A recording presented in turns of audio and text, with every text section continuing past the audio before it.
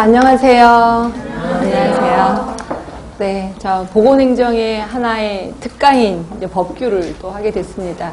매번 하긴 하는데 올해는 유독이 책이 두껍다라는 거 좀 생각이 드실 겁니다. 이거를 6시간 안에 못한다는 것도 아실 겁니다. 근데 제 욕심에 그래서 이번에는 그냥 자료를 드리는 데 의의를 갖자라고 얘기를 했습니다. 일단 차례 부분을 잠깐 보시면요. 자, 의료법, 보건의료기본법 정말 자주 나옵니다. 보건행정에서. 요번에도 의료법이 2개나 나왔었습니다. 그래서 이제 의료법은 좀 할 수밖에 없는 거고요. 보건의료기본법은 정말 기본이기 때문에 나오는 거고요. 자, 응급의료 예전에 좀 나왔다가 요즘은 좀 뜸하긴 합니다. 감염병, 지역보건법, 국민건강증진법 자주 나오는 거 아실 거예요. 우리는 이제 공중보건도 그렇고 보건행정에서도 요걸 좀 많이 접근했었을 거고요. 그리고 이제 학교보건법하고 요번에 학교보건법에서 환경이 독립돼서 나갔지요. 그래서 11장에 보시면 교육환경보호에 관한 법률. 요게 새로 독립해서 나갔기 때문에 혹시라도 문제 나올까 봐서 여기다 수록을 했고요.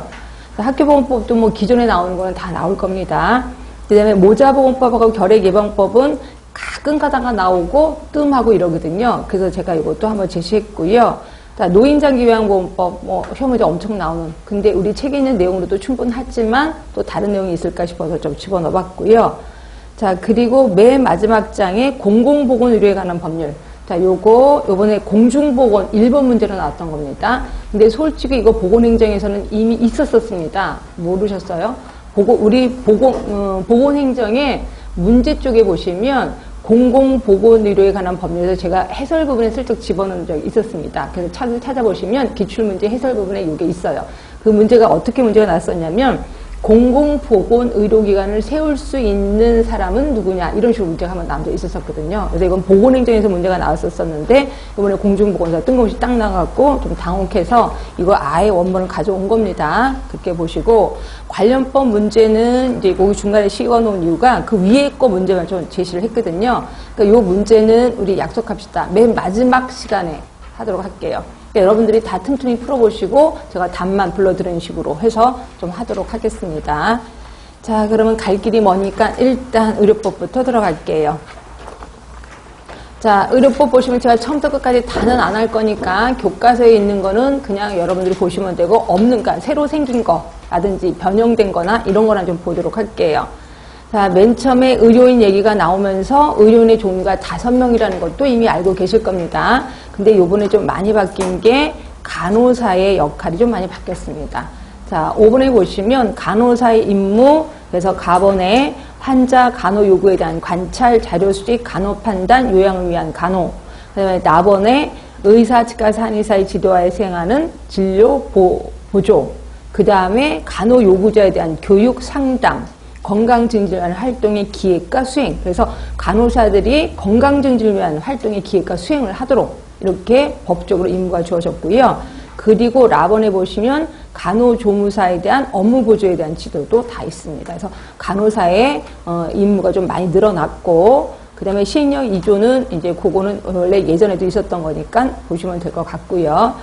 자, 의료기관에 대해서는 우리 책에도 이미 있었었죠. 의원. 근데 특히 1번 같은 걸 좀 신경 쓰자라고 얘기를 했을 거예요. 의료기관이란 의료인이 공중 또는 특정 다수인을 위해서 의료 조산의 업을 행하는 곳이에요.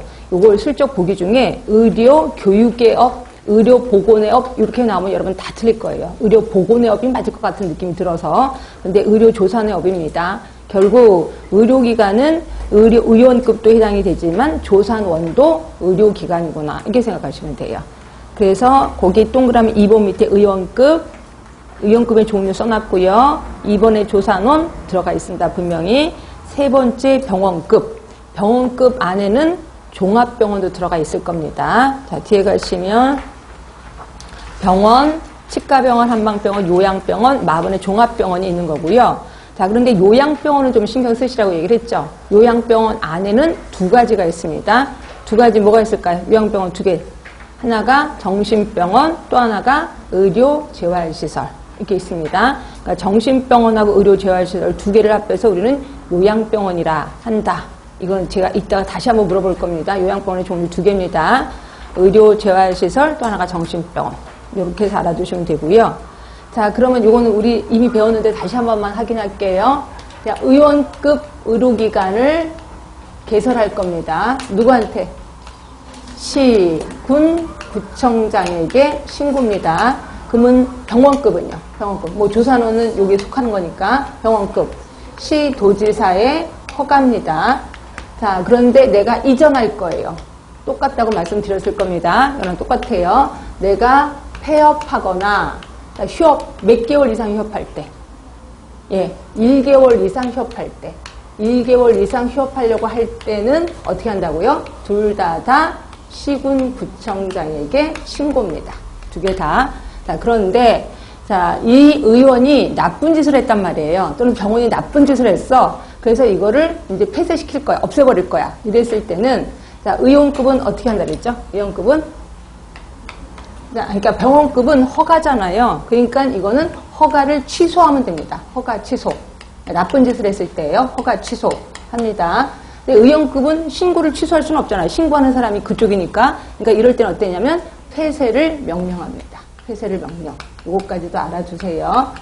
자, 그럼 폐쇄를 누가 명령할까요? 누가? 네, 시군 구청장이 합니다.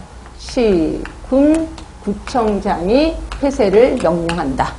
자, 그러면 허가를 취소하는 사람은요? 그러면 시도지사 같잖아요. 근데 여기서는 시도지사가 빠지고 보건복지부 장관이 됩니다. 그래서 보건복지부 장관이 허가를 취소한다. 여기까지 알아두시면 돼. 나중에 또 줄을 칠 건데 하여튼 이 정도까지는 대부분 의료기관에 대해서는 얼추 하시면 되고요. 자, 더불어서 법인 있습니다. 법인, 그러니까 의료법인이요. 의료법인이라고 있는데 이제 한마디로 의료기관 중에 조금 큰 의료기관, 뭐 삼성이나 현대, 뭐 아산 이 중에 큰 병원을 이제 의료법인이라고 이제 신청을 해요. 이쪽에서. 근데 신청을 할 때도 어느 정도 돈이 좀 있어야 됩니다. 통장에 돈이 있어야지 의료법인을 신청하거든요. 신청을 하면 누가 허가를 해주냐면 역시 시도지사가 허가를 해줍니다. 시도지사가 허가를 해주고요. 이렇게 의료법인이 되면 국가가 요구하는 걸 다 해줘야 됩니다.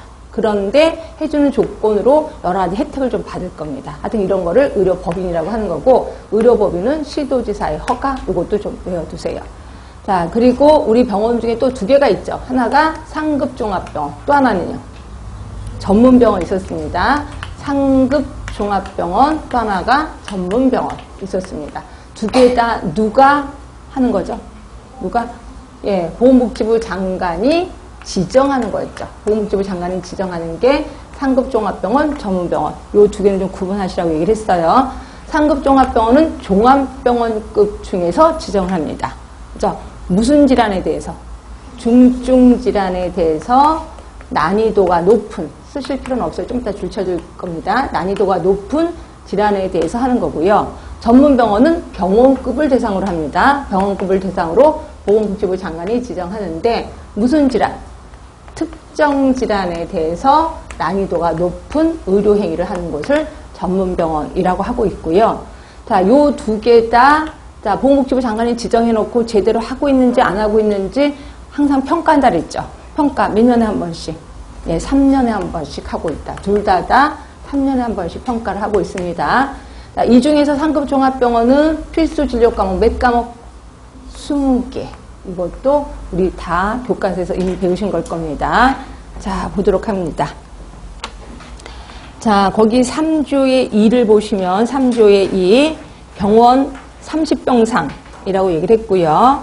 3조의 3을 보시면 종합병원. 그래서 100병상 이상이면 종합병원인데 2번 보시면 100병상 이상이고 300병상 이하일 때는 필수 진료 과목이 거기 보이시죠? 7개. 보이실 겁니다. 잘 찾아오세요.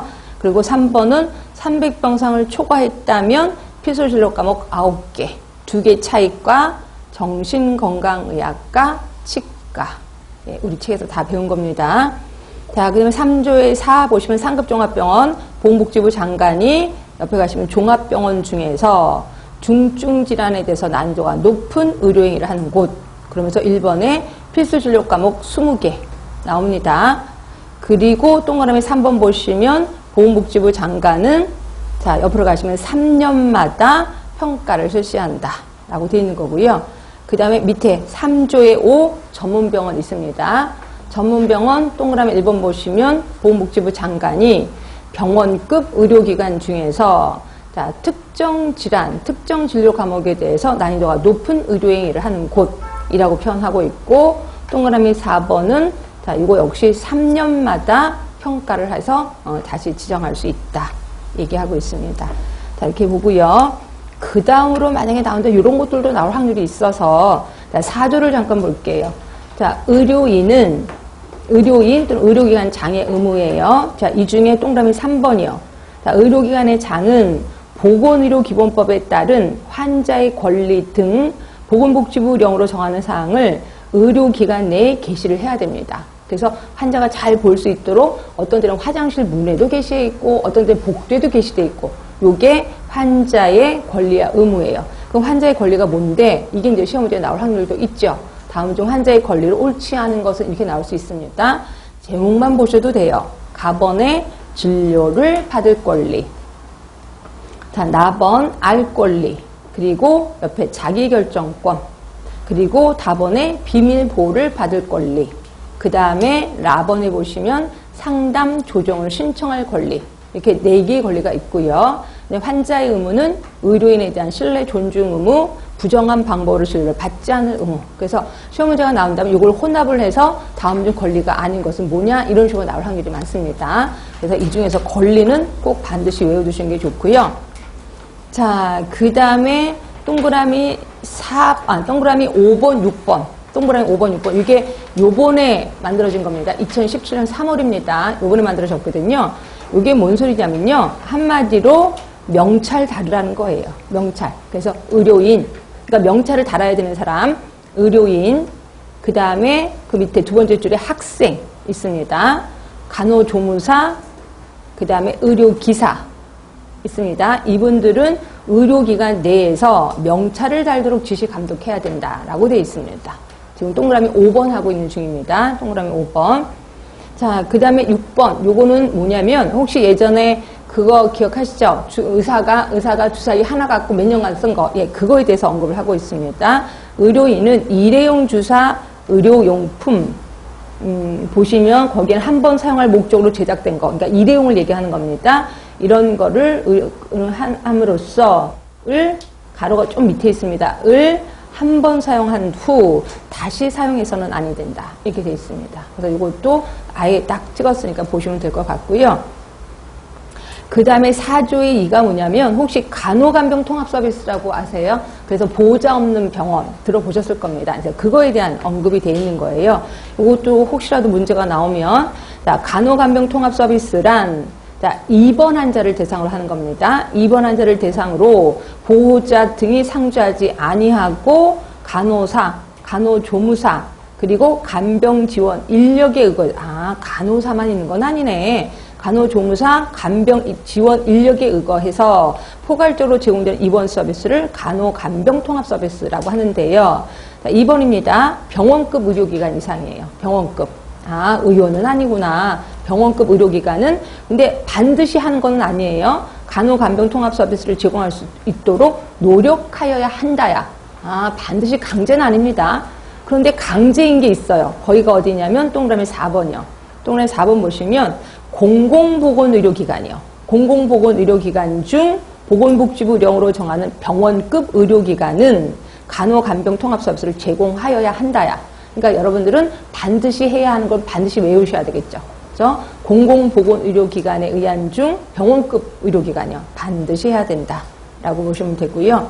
그 밑에 거는 그냥 보시면 되고, 그 다음에 이제 면허 얘기가 나오는데요. 자, 그거 하나 물어볼게요.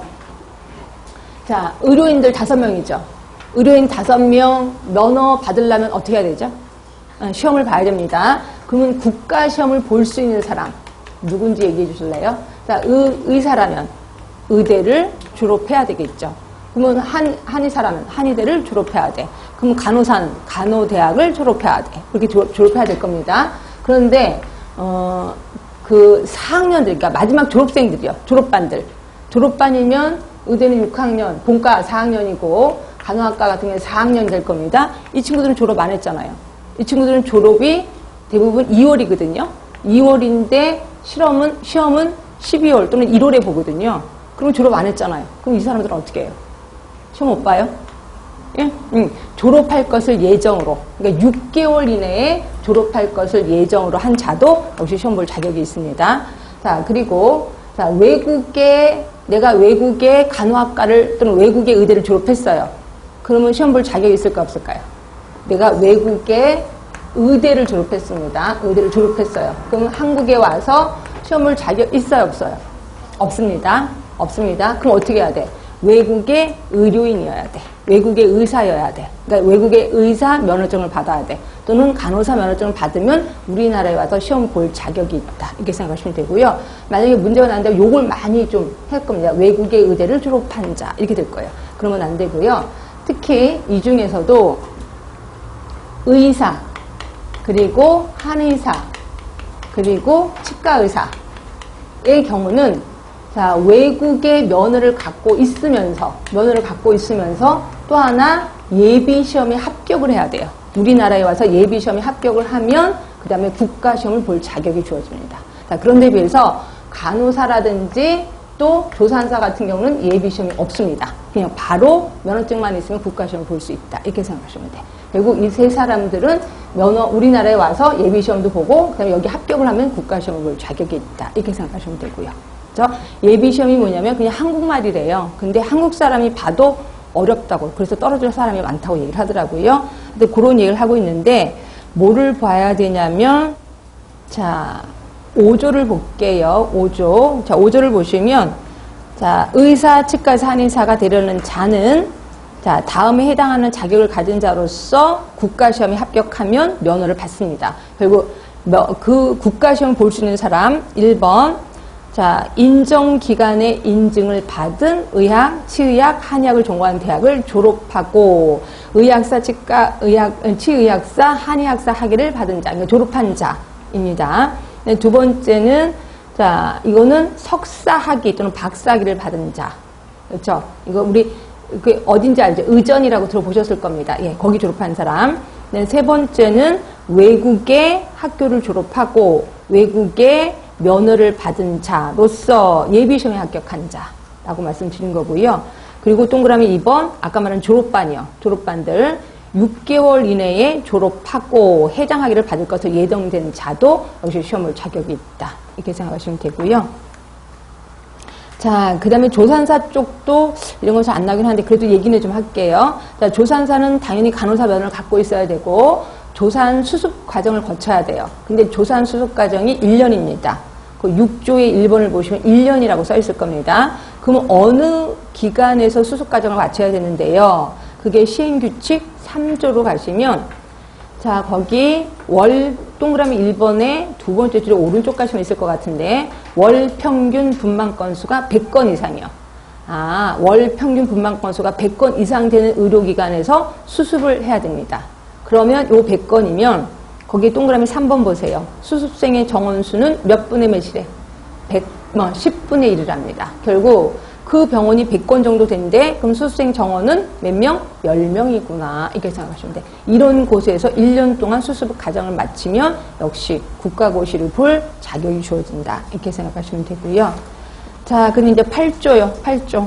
이거는 의료인의 결격 사유입니다. 이런 것들도 한 번도 나온 적은 없지만 혹시라도 자, 1번 정신질환자 안 됩니다. 정신질환자. 그다음에 뒤로 가시면 마약, 대마, 향전성 의약품 중독자 안 됩니다. 그리고 금치산자, 한정치산자 이분들이 뭔지는 뭐 뜻을 찾아보시면 아는데 금치산자는 아예 일상생활 그러니까 이 사람들은 판정을 받아야 돼. 그러니까 법원으로부터 딱 판정을 받는데 금치산자는 이게 바보가 된 사람, 완벽하게 바보가 된 사람. 한정치산자 같은 경우는 노름을 되게 좋아해서 손을 잘랐는데 발가락 갖고 노름하는 사람. 결국 어느 하나에 미쳐서 일상생활 못하는 사람을 한정치산자라고 딱 법원이 지정을 합니다. 그럼 그때 이제 면허증을 뺏긴다라고 보시면 될 것 같고요. 4번은 이제 금고 이상의 형을 선고받은 사람이라고 보시면 돼요. 맨 마지막에 보시면 금고 이상의 형을 선고받고 어쩌고저쩌고 돼 있습니다. 금고 이상의 형을 선고받으면 결격 사유가 된다. 그래서 결격 사유 같은 거는 기본이니까 머릿속에 좀 알고 계시는 게 좋을 것 같아요. 자, 그러면 국가시험 얘기가 나오는데요. 국가시험에 대해서는 요번에 좀 바뀐 게 있어서 근데 요거를 한번 찾아보세요. 그 시행령 7조를 보세요. 시행령 7조. 시행령 7조를 보시면 다른 건 다 이해가 됐는데 요게 동그라미 2번 보세요. 시행령 7조의 2번을 보시면 자, 국가시험 등의 합격자를 결정해서 발표하는 사람은 누구래? 국가시험 등 관리기관의 장이에요. 지금 보건복지부 장관 아닙니다. 보건복지부 장관이 면허를 주기는 하는데 합격자를 결정해서 발표하는 거는 보건복지부 장관이 아니에요. 국가시험 등 관리기관의 장이 이거를 결정해서 발표를 한다라고 보시면 되고요. 그 다음에 10조를 보시면 이제 시험 볼 수 없는 사람 얘기를 하고 있습니다. 시험 볼 수 없는 사람이 누구냐면 1번 8조에 해당하는 거. 8조가 뭐냐면 결격사유예요. 아까 결격사유 보셨죠? 그 결격사유에 해당이 되는 사람들은 시험을 볼 수가 없어요. 뭐 당연하겠지. 그 다음에 두 번째는 부정한 방법으로 국가시험에 응시를 했어. 그러면 어떻게 하냐면 수험을 정지시키거나 합격을 무효로 합니다.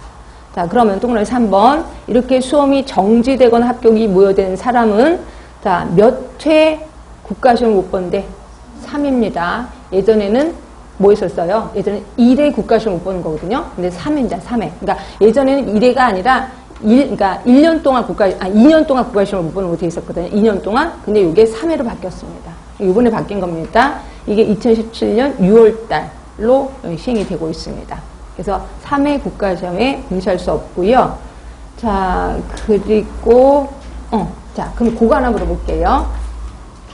자, 시험 보는 도중에 부정행위를 했어요. 부정행위를 한 자에 대해서 그 사람에 대해서 어떤 벌칙이 주어지느냐 이렇게 문제가 나온 거야. 자, 4번 합격을 취소한다. 4번 불합격시킨다. 그 다음에 4번 수험을 정지시킨다. 자, 4번 그냥 봐준다. 자, 1번 가, 나, 다. 2번 가, 다. 3번 나라. 4번 가나다라. 답은요? 아까 지금 부정행위 했을 때 어떻게 했었어요? 답은 1번이에요? 2번이에요? 당연히 봐준다는 건 아니지. 답은 몇 번? 답은 2번입니다. 합격을 취소하거나 수험을 정지시킵니다. 그럼 합격시키나요? 아니요. 불합격시키지 않는다고요.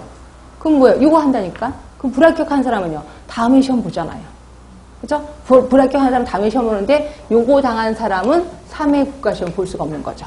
그죠? 그래서 정확하게 법대로 하셔야 되는 겁니다. 이렇게. 그래서 답은 수험을 정지시키거나 합격을 취소를 한다라고 딱 돼 있잖아요. 그러니까 합격이 취소가 아니라 합격을 무효로 한다. 이렇게 돼 있잖아요. 그러니까 그대로 하시면 됩니다. 하시면 될 것 같고요. 그 다음에 11조 보시면 조건부 면허라는 것도 혹시라도 처음 들어보셨으면 좀 알고 계셔야 돼. 조건부 면허는 뭐냐면 요 사람이 국가시험을 보진 않았어요. 그렇죠? 그래서 이 사람은 우리나라에서 의료인을 하면 안 돼. 그런데 어떤 조건을 붙여요. 조건을 붙여서 그러니까 3년 동안의 기간을 정해서 특정 지역, 특정 업무에 종사할 것을 조건으로 면허를 줍니다. 이걸 우리 조건부 면허라고 하고 있고요. 우리나라에 되게 많습니다. 이 조건부 면허. 그냥 그렇게 알고 계시면 되고. 자, 그 다음에 그 밑에는 그냥 넘어갈 거고, 잠깐만 뒤로 가시면. 자, 12조를 잠깐 보실래요? 12조.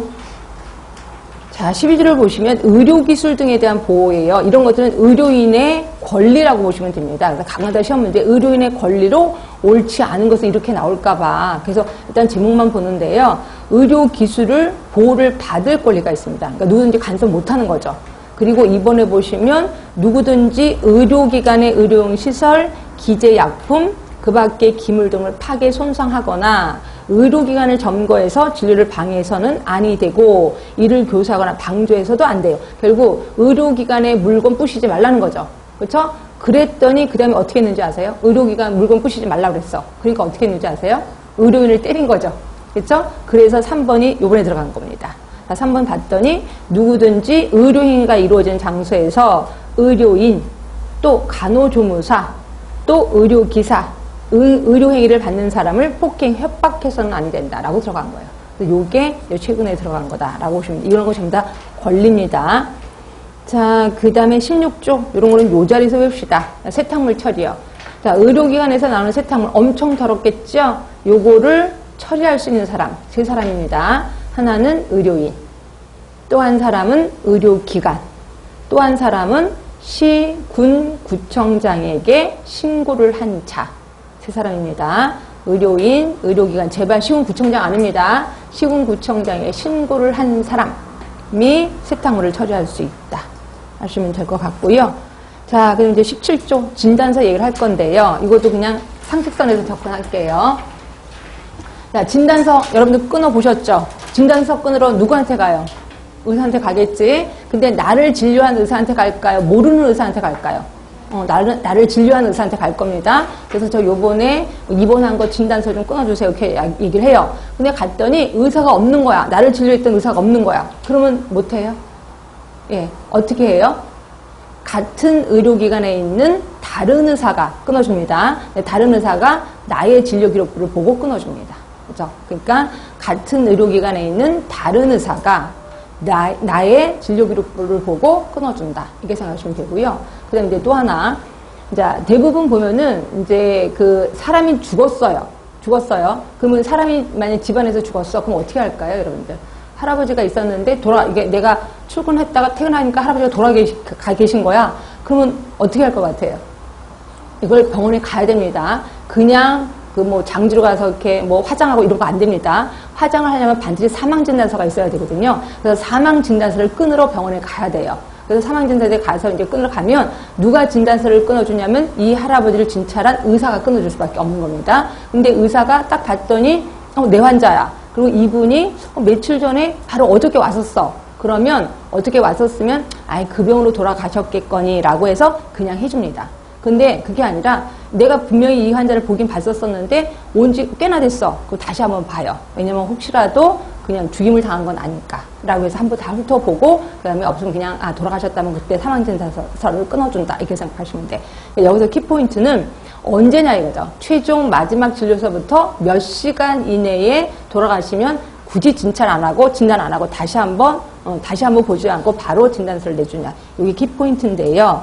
그게 어디냐면 17조에 일단 1번입니다. 의료업에 종사하고 직접 진찰하거나 검안한 의사, 밑에 치과의사, 한의사가 아니면 진단서, 검안서, 증명서를 밑에 작성해서 환자 밑에 또는 검시를 하는 지방경찰청 검사에게 교부하거나 발송하지 못한다요. 도중에 가로가 많아서 좀 헷갈릴 겁니다.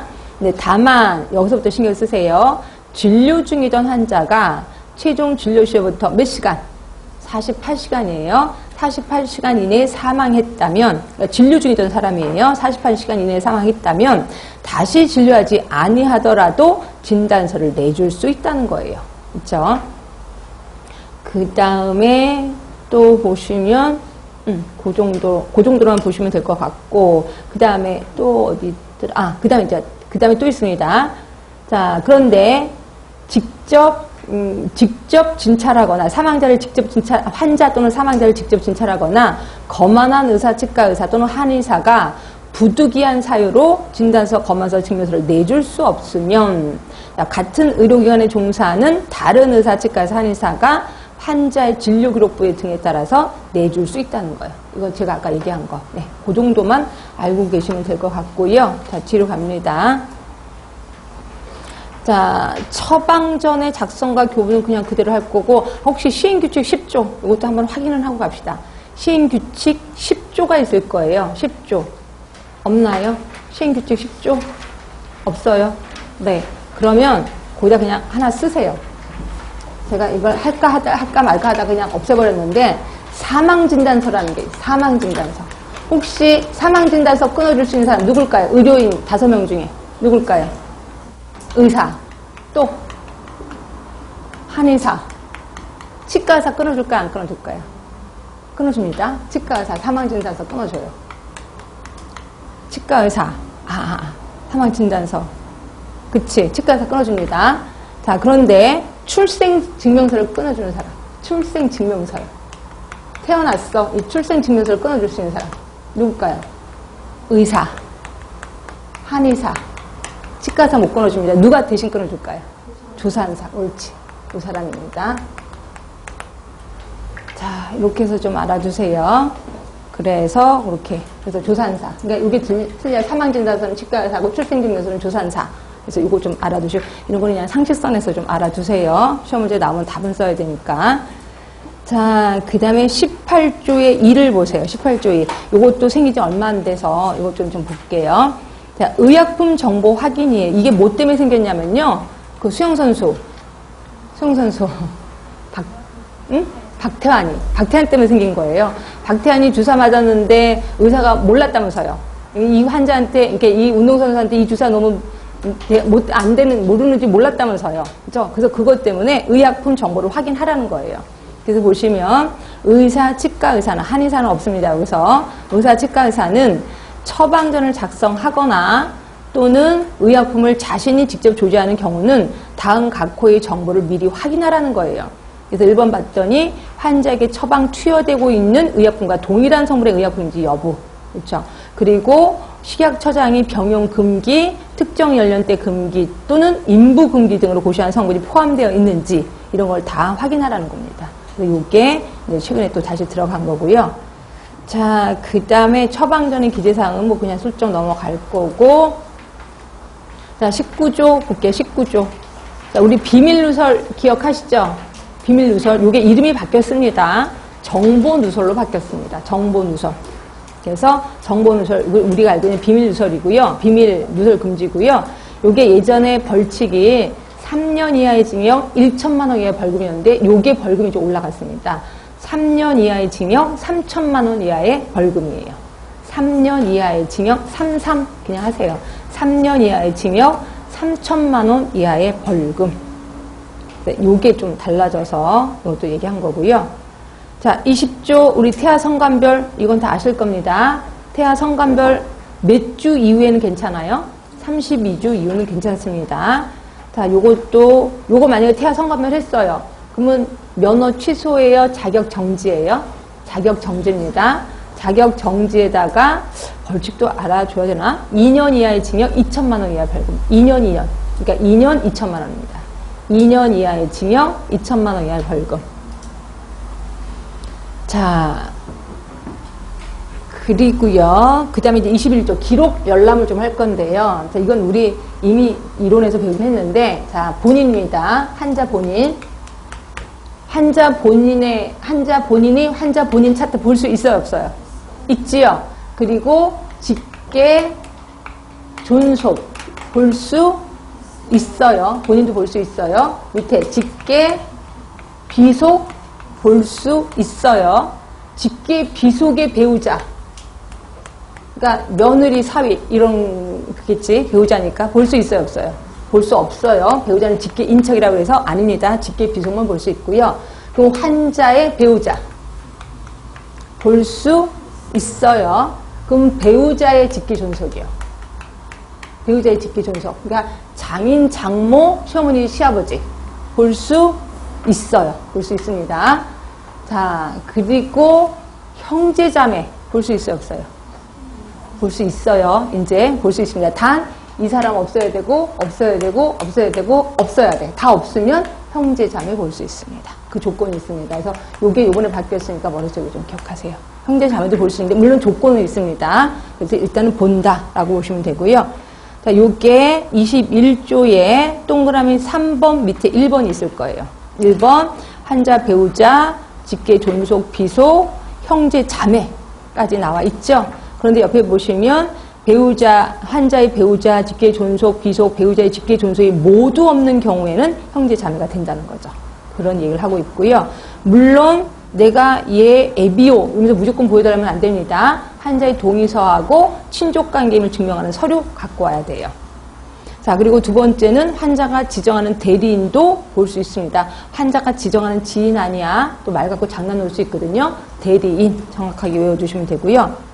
자, 그런데 세 번째는 뭐냐면 환자가 사망을 했어요. 그럼 환자의 동의서를 구할 수가 없어. 이럴 때는 어떡하냐? 동의서 없이 그냥 증명서만 갖고 오면 된다.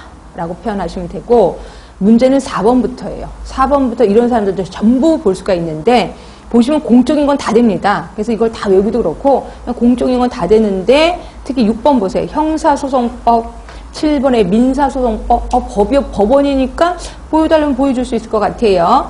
그런데 대부분 민간보험회사는 안 보여줍니다. 그런데 9번 보세요. 자동차 보험회사, 민간보험회사잖아요. 근데 이럴 땐 보여줍니다. 자, 자동차 손해배상보장법에 따라 의료기관으로부터 자동차 보험 진료 수가를 청구받은 보험회사 등이 의료기관에 대해서 관계 진료기록 열람을 청구하는 경우야. 보험회사가 열람을 청구하는 경우는 보여줄 수 있습니다. 그다음에 병역법도 그렇고, 그 다음에 쭉 가셨다가, 뭐 대부분 보면 그 공식적인 건 다 보여줄 수밖에 없는데, 16번 보세요. 16번. 이게 이제 요번에 들어간 건데요. 감염병 예방에 관리에 관한 법률에 의해서 보건복지부 장관, 질병관리본부장, 시도지사, 시군구청장이 감염병의 역학조사, 예방접종에 관한 역학조사를 위해서 필요하다고 인정했을 경우 환자의 진료기록부 또는 예방접종을 받은 사람의 예방접종 이상 반응에 관한 진료기록에 제출 요청하는 경우도 보여줄 수 있습니다. 그러니까 요게 요번에 들어간 겁니다. 그러니까 장관, 질병관리본부장, 시도지사, 시군구청장이 보여달라면 보여줄 수 있다라고 보시면 될 것 같고요. 하여튼 요것도 2014년 3월 시행이니까 좀 기억하시면 될 것 같고, 자, 그 다음에 뒤로 가시면 21조의 이 진료기록의 송부. 이건 우리 상식. 자, 내가 A라는 병원에서 진료를 받았어요. 진료를 보다가 이 병원 싫어. 나 여기서 B라는 병원으로 옮겼어요. 그러면 예전에는 B라는 병원으로 옮기면 내가 검사를 또 다시 다 받아야 되잖아요. 근데 내가 저 A라는 병원에서 검사 다 했는데요 라고 하면 이 B라는 의사가 연락을 합니다. 이 환자 우리 병원으로 왔으니까 모든 거 다 보내달라고. 그럼 보내줘야 되는데 단 여기 누구야? 아까 그 환자의 동의를 얻어야 돼요. 환자의 동의를 얻으면 보내줄 수가 있다. 근데 환자가 무식 환자야. 그럼 동의 없이도 그냥 보내줄 수 있다. 이렇게 생각하시면 돼요. 그래서 이거는 다 송부하게끔 되어 있습니다. 그렇죠? 그래서 보시면 동그라미 1번 볼게요. 자, 의료인, 의료기관의 장이 다른 의료인 또는 의료기관의 장으로부터 자, 진료기록부의 사본, 환자의 진료 경과에 대한 소견 등을 전송할 것을 요청받은 경우 환자나 보호자의 동의를 얻어서 그 요청에 응할 수 있다는 거죠. 근데 환자가 의식이 없어, 그건 동의 없이도 보내줄 수 있다라는 얘기를 하고 있습니다. 자, 그 다음에 이제 요번에 시험 문제가 나온 이제 진료기록부 얘기를 좀 할 겁니다. 이거는 문제에 나올 수밖에 없었을 겁니다. 그래서 보시면 거기에 시행규칙 15조가 있을걸요? 이런 건 설마 안 나오겠지? 시행규칙 14조에 보시면 거기에 진료기록부가 있고 2번에 조상기록부, 3번에 간호기록부가 있거든요. 그래서 진료기록부의 내용이 있고 조상기록부는 당연히 안 나올 것 같고 간호기록부 요 두 개가 좀 비교해서 문제가 나올 것 같긴 하는데 그래도 잘 나오지는 않을 것 같아요. 그래서 보시면 진료기록부에 주민등록번호가 있는 건 아실 겁니다. 진료기록부에 주민등록번호도 있고 성명 연락처 다 있는 거고요. 그 다음에 밥원에 보시면요. 진료 일시, 예전에는 분까지 있었거든요. 근데 요새는 진료 일시로 끊었습니다. 분은 없어졌습니다. 이렇게 하시면 되고요. 간호기록부 같은 경우에는 역시 간호 일시 있습니다. 간호 일시. 그래서 요 두 개가 비교돼서 문제가 나올 수도 있는데 거의 나오진 않는데, 근데 요거는 확실히 요번에도 나왔죠. 진료기록부의 보전이요. 진료기록부의 보전. 그런데 동그라미 1번에 그 밑에 두 번째 줄 다만이라고 써 있을 겁니다. 다만 계속적인 진료를 위해서 필요한 경우 일에 한정해서 다음 각호에 정하는 기간의 범위에서 그 기간을 연장해서 보존할 수 있다는 거죠. 결국 10년이 진료기록부가 10년이야. 그 한 번 더 연장해서 20년을 보관할 수 있다는 겁니다. 그래서 이것도 정확하게 알아두시고요. 그래서 제가 이것도 좀 쉽게 외우는 방법은 아니지만 그래도 어떻게 해서든지 외우셔야 돼. 이번에도 시험 문제 나왔으니까 10년짜리가 두 개 있다고 했습니다. 그죠? 그리고 2년짜리가 하나 있었고 3년짜리 하나 있었고 나머지 몽땅 5년이다 라고 표현했었을 거예요. 자, 10년짜리 뭘까요? 진료기록부. 또 하나 수술기록부. 요 두 개는 10년입니다. 근데 이것도 또 착각할까봐 혹시 농특법에 따른 뭐예요? 농특법에 따른 보건진료 전담공무원. 이분도 진료기록부 씁니다. 그분은 5년입니다. 그치? 이거는 의사가 쓰는 진료기록부예요. 의사가 쓰는 진료기록부는 10년이고요. 농특법에 따른 그 보건진료 전담공무원. 그분은 5년입니다. 5년. 거기서 진료기록부라고 하는 거고요. 자, 그 다음에 2년짜리는 뭐였냐면 처방이라고 했습니다. 처방전이에요. 처방전. 그리고 3년짜리는 진단서요. 진단서 등의 부본이라고 돼 있을 겁니다. 부본은 뭐냐면 4번을 얘기하는 거예요. 그래서 진단서 끊어주세요 라고 하면 진단서 2장 해갖고 하나, 진본은 환자한테 주고 4번은 병원에다가 이렇게 보관을 하거든요. 진단서 등의 부본이 3년, 나머지 몽땅 5년이에요. 그렇죠? 그렇게 해서 외우시면 돼요. 그러니까 10년짜리 2개, 그다음에 처방전, 진단서, 그다음에 나머지 5년 이렇게 해서 하시면 돼. 이게 시험 문제 좀 나왔습니다. 자, 그래서 이미 제가 줄쳐줄 필요는 없지요. 10년짜리 2개, 처방전, 그 다음에 9번의 진단서. 요거 빼고 전부 다 5년. 이렇게 해서 하시면 될 것 같고요. 자, 그 다음에 또 뭐를 보냐면, 24조 2. 이것도 볼게요. 24조의 2예요. 요것도 요번에 새로 들어간 겁니다. 아직까지 시행일은 안 되네. 6월 21일이니까. 그러니까 이게 아예 신설이 된 건데요. 의료행위에 대한 설명이에요. 그러니까 의사가 의료행위를 할 때 설명 없이 그냥 하지 말고 설명을 다 하라는 거예요. 그래서 보시면 1번 의사, 치과의사, 한의사는 사람의 생명 또는 신체에 중대한 위해를 발생하게 할 우려가 있는 수술, 수혈, 전신마취를 하는 경우 자, 환자 또는 환자의 법정 대리인에게 설명하고 서면으로 동의를 받아야 된다. 이렇게 되어 있습니다. 그럼 도대체 뭐를 설명하느냐? 만약에 시험 문제가 나오면 요게 나오겠죠. 환자에게 설명해서 동의를 받아야 되는 사항은 뭐냐? 이렇게 나올 겁니다. 그래서 봤더니 동그라미 2번 밑에 1번 환자에게 발생하거나 발생 가능한 증상의 진단명. 자, 두 번째 수술 등의 필요성, 방법 및 내용. 자, 세 번째입니다. 환자에게 설명을 하는 의사, 치과의사, 한의사의 수술 등에 참여하는 주된 의사, 치과의사, 한의사의 성명. 뭔 소리인지 아시겠죠? 그러니까 환자에게 설명하는 의사, 치과의사, 한의사 및 수술 등에 참여하는 주된 의사. 그러니까 이름, 자기 이름을 대라는 거죠. 자기 이름. 지금 내가 설명하고 있는 사람 저는 누굽니다. 그리고 수술할 사람은 누굽니다. 이걸 꼭 얘기를 하라는 거예요. 이거 얘기하라는 이유는 뭔지는 아시죠? 수술 부장, 과장님이 한답시고 마취시켜놓고 레전트가 하잖아요. 이런 일이 없게끔 하려고 하는 겁니다. 그래서 누가 수술을 한다라고 딱 분명히 얘기를 하는 거고요. 자, 네 번째 보시면 수술 등에 따라 전형적으로 발생이 예상되는 후유증, 부작용. 그리고 다섯 번째 보시면 수술 전후에 환자가 준수해야 될 사항. 그래서 이 5가지를 반드시 설명하고 동의를 받아야 된다. 이런 것들이 시험 문제 좀 나오더라고요. 좀 신경 써주시면 될 것 같고요. 자, 그 다음에 25조 신고. 자, 요거는 아까 의료인들이요. 의료인들 자기 뭐 면허 받고 그 실태 취업 상황을 신고합니다. 몇 년에 한 번씩? 3년에 한 번씩. 그러면 3년이 되는 해에 몇 월까지 신고할까요? 3년이 돼. 그러니까 내가 올해 3년째야. 신고를 해. 언제까지? 신고를 해야 되는 그 해에 12월 31일까지입니다. 12월 31일까지 신고해야 된다. 이건 알아두시고요. 자, 그러면 누구한테 신고할까요? 내가 이제 간호사잖아요. 그럼 간호사면 누구한테 신고할까요? 네? 중앙회장에게 신고합니다. 중앙회장. 그러니까 중앙회장이 누구냐면 간호협회장 또는 의사면 의사협회장한테 신고를 합니다. 신고를 하면 중앙회장이 이걸 누구한테 보고할까요? 예, 보건복지부 장관에게. 보건복지부 장관에게 반기별로 보고합니다. 반기별로. 자, 그런데 이거 하기 전에 내가 이제 신고를 했어요. 신고를 하면 중앙회장이 이 사람이 보수교육을 받았는지 안 받았는지 확인을 해요. 근데 보수교육을 안 받았단 말이야. 그러면 신고 안 받아요. 그죠? 신고를 안 받습니다. 그럼 신고 안 받으면 어떻게 돼요? 계속 간호사 면허를 뺏기는 건 아니고 그냥 이게 뭐지? 음식을 먹고 못 구먹이 그냥 있는 상태예요. 간호사도 아니고 뭐도 아니고 아무것도 아니야. 그러면 내가 일을 못 하는 거죠. 그렇죠? 그래서 일을 하려면 신고를 반드시 해야 되고 그 다음에 신고를 하려면 보수교육을 받아야 되고 이렇게 생각하시면 돼. 그럼 이제 결국은 보건복지부 장관에게 가긴 하는데 반기별로 간다. 이것도 좀 알아두시면 되고요. 그게 어디 있냐면 시행규칙 17조 시행규칙 17조 보시면 있을 겁니다. 거기에 자, 의료인의 실태, 취업 상황 등을 신고하려는 사람은 자, 신고서를 작성해서 중앙회장에게 제출해야 된다. 그러면 동그라미 2번 중앙회장은 보수교육을 이수했는지 여부를 확인해요. 그래서 이게 보수교육을 받았어. 그러면 이제 신고를 받는 거지. 그러면 동그라미 3번 신고 내용과 결과를 반기별로 장관에게 보고해야 된다. 라고 되어 있습니다. 자, 26조 변사체 신고. 이것도 그냥 이 자리에서 외워줍시다.